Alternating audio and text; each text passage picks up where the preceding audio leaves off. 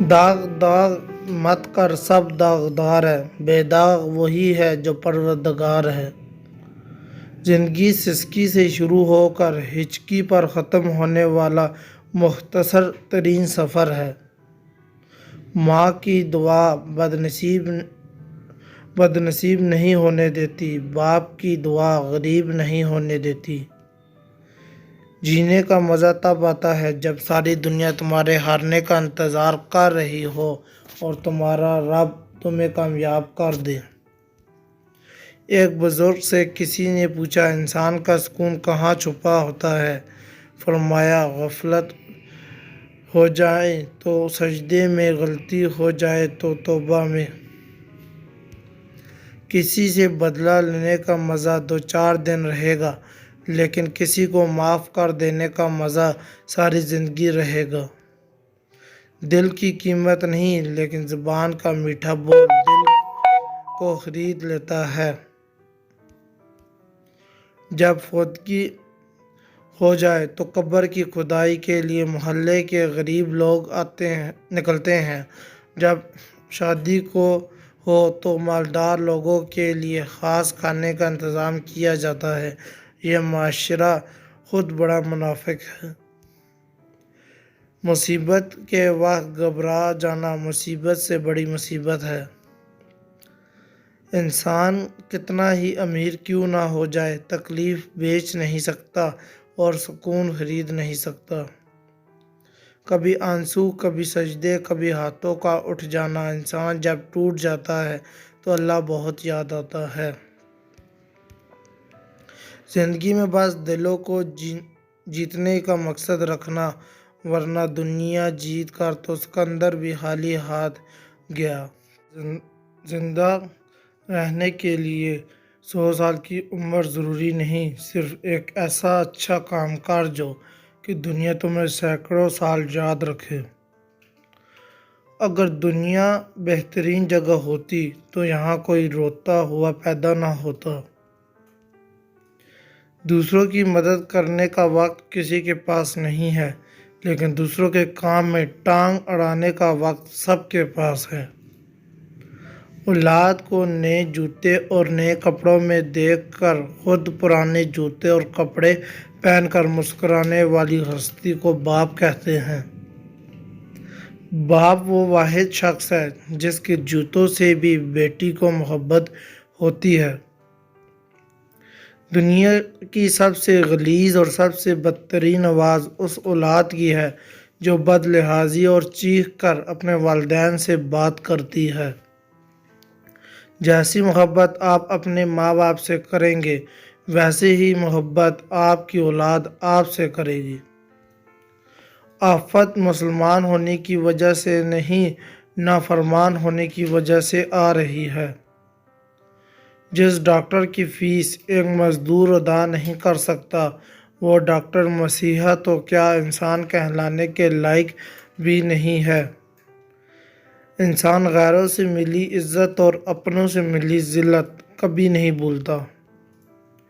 مرد کی کامیابی کے پیچھے ماں کے سوا کوئی دوسری عورت نہیں ہو سکتی، کیونکہ دوسری عورت ایک کامیاب مرد ڈھونڈتی ہے۔ عورت کے لیے اس کے شوہر سے زیادہ محفوظ پناہ کوئی نہیں ہو سکتی۔ عورت بھی عجیب ہے، جوانی میں بیوی بن کر علیحدہ ہونے پر زور دیتی ہے اور بڑھاپے میں ساس بن کر اکٹھے رہنے کی دلیلیں دیتی ہے۔ لڑکیوں کو بدنامی کا ڈر ہوتا ہے، وہ عشق نہیں کرتی، شوہر تلاش کرتی ہیں۔ تنہائی بہتر ہے جھوٹے لوگوں سے۔ مانگنے والے کو دنیا دیتی ہے اور دینے والے کو اللہ دیتا ہے۔ بہت شوق تھا مجھے آپ کو خوش رکھنے کا، ہوش تب آیا جب خود کو ضرورت کے وقت اکیلے پایا۔ پہلے شرم کی وجہ سے پردہ کیا جاتا تھا، اب پردہ کرتے ہوئے شرم آتی ہے۔ نماز ہر درد کو ختم کر دیتی ہے۔ جسم سے میل صاف کر لیتے ہیں، لیکن دلوں سے نفرت صاف نہیں کرتے۔ الفاظ کا استعمال کرتے وقت ایسے ہی احتیاط کریں جیسے مچھلی کھاتے وقت کانٹوں سے کرتے ہیں۔ کانٹے تو پھر بھی جسم کو تکلیف دیتے ہیں، لیکن الفاظ دلوں کو چیر دیتے ہیں۔ وہ لوگ کسی کے نہیں ہوتے جو دوست اور رشتوں کو لباس کی طرح بدلتے ہیں۔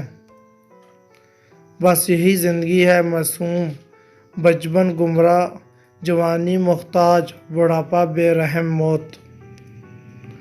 اللہ تعالیٰ کی 4 رحمتیں ہیں جو انسان سے برداشت نہیں ہوتی: بیٹی، مہمان، بارش، بیماری۔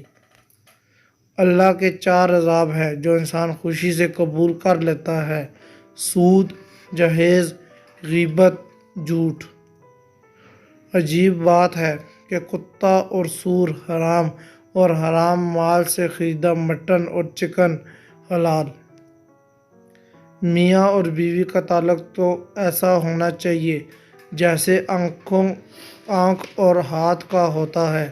جب ہاتھ پر چوٹ لگتی ہے تو آنکھ رو دیتی ہے، اور جب آنکھ روتی ہے تو ہاتھ آنسو پونچھ دیتے ہیں۔ گفتگو کے لیے منہ انسان اپنا کھولتا ہے، مگر تربیت اس کے بڑوں کی بولتی ہے۔ شاید اسی لیے کسی نے خوب کہا ہے: عادت نسلوں کا پتہ دیتی ہے۔ یہ دنیا ہے جناب، یہاں پر مٹی میں ملانے کے لیے لوگ کندھے پر اٹھا لیتے ہیں۔ اپنا کام میں اس طرح ڈوب جاؤ کہ کامیابی کے سوا کچھ دکھائی نہ دے۔ اپنے ہاتھوں سے کاٹ کر سارے شجر، عجیب شخص ہے، سایہ تلاش کرتا ہے۔ تم سے ملے بھی ہم تو عمر کے اس موڑ پر، کشتی ہوئی نصیب تو دریا نہیں رہا۔ غریب سے اکڑ کر ملنا اور امیر سے ملتے ہوئے مسکراہٹ سجا لینا، یہ حسن اخلاق نہیں، بدترین منافقت ہے۔